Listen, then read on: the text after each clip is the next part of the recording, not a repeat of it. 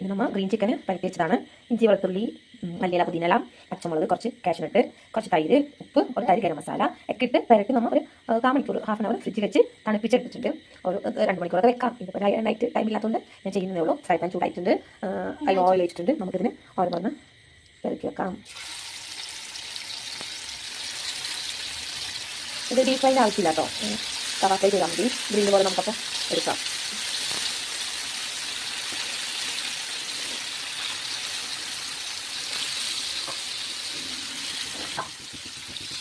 അപ്പം നല്ല മണം വരുന്നത്.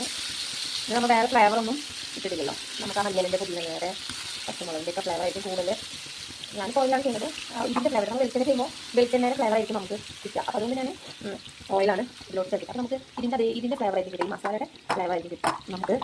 നമുക്ക് ഒരു പതുക്കെ നമുക്ക് അധികം തീയിലിടണ്ട, സിമ്മിലിട്ടിട്ട് ഒരു 2-3 പ്രാവശ്യം അങ്ങാടി നാളൊക്കെ തിരിച്ചിട്ടിട്ട്